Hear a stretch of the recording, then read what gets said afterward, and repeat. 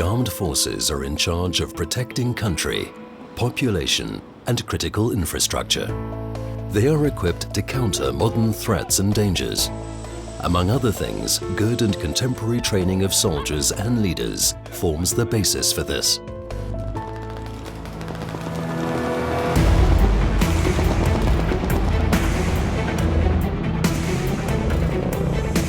Some of unit training is extremely elaborate, generates significant costs, and involves adverse environmental effects.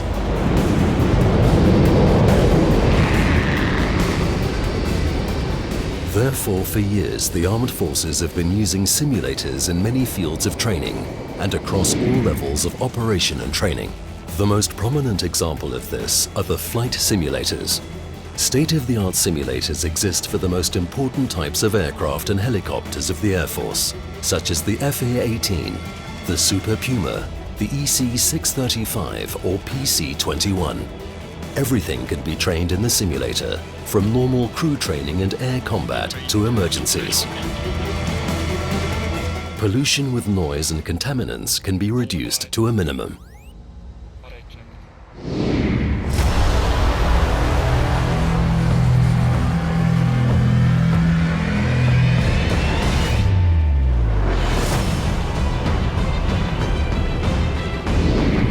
Training is reinforced not only in the air, but also on the ground, with computer-based learning modules and simulators.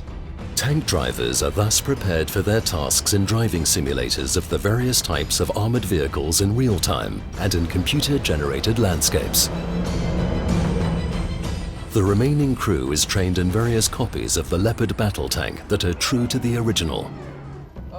Afterwards, they practice joint combat operations on the ELSA Leo electronic fire system. By this introduction to the real thing, handling the machine becomes a matter of course.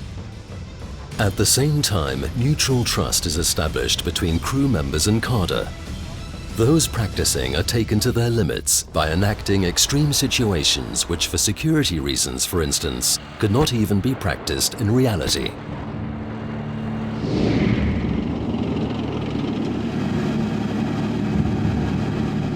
Equally difficult to conduct are air defense exercises.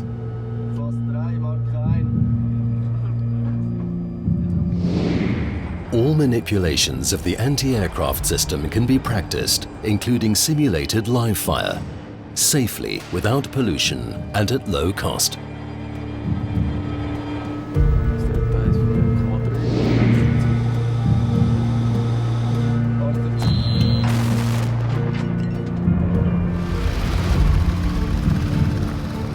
Exercises with large mechanized units can only rarely be carried out in reality.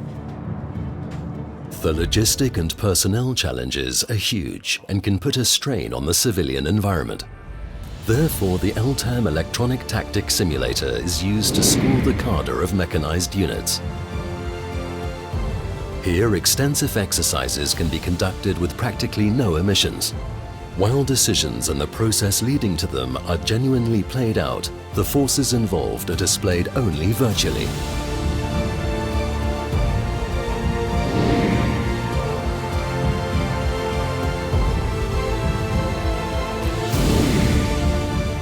With the aid of the command and control simulator, commanders and their assistants practice at brigade and battalion levels. These staff exercises are extremely complex. Simulation makes it possible to train command and control as well as staff processes and to apply doctrine in real time. Cooperation with civilian partners can even be integrated into the exercise. In this way, the installation promotes the interaction of all command and management levels, both military and civilian.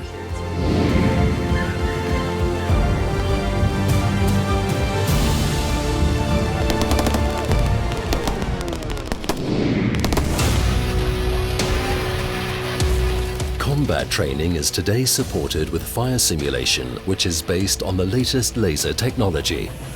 Live simulation has the advantage that it's possible to repeat a situation as many times as you like and to portray it in a realistic way.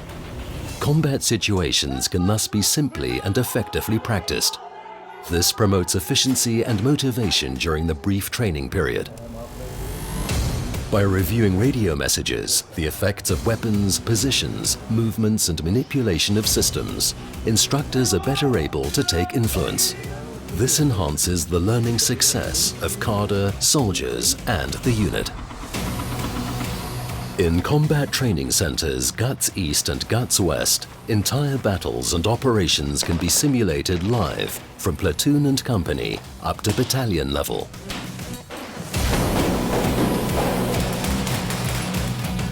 By using the LASIM laser fire simulation, training can be carried out in a real environment, something that could not be done otherwise with combat ammunition. The effect of the weapon systems engaged can also be impressively demonstrated, without putting people at risk and without the wear and tear of equipment.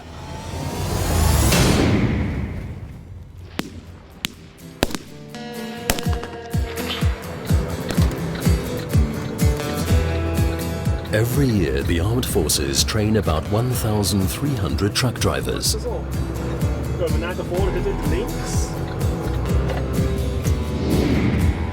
The FATRAN training system plays an elementary role in training motor vehicle drivers.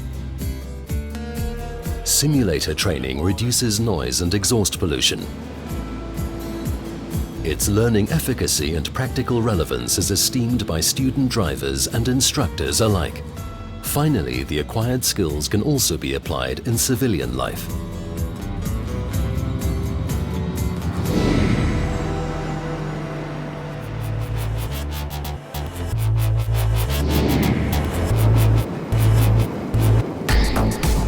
For a change, computers are not generating a virtual reality. Real situations are being portrayed relating to firefighting, flooding, and rescue under controlled conditions. Military rescue troops and civilian emergency organizations are able to practice an emergency situation in a safe environment. This too is a form of simulation.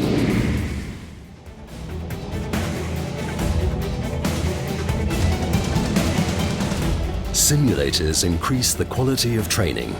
They promote the self-confidence of the individual and enhance the assurance of the troops in dealing with equipment and technology. Simulators support schooling at all levels of training and at all hierarchical levels. They are efficient, sustainable, and spare the environment. Efficient and contemporary training for modern and powerful armed forces.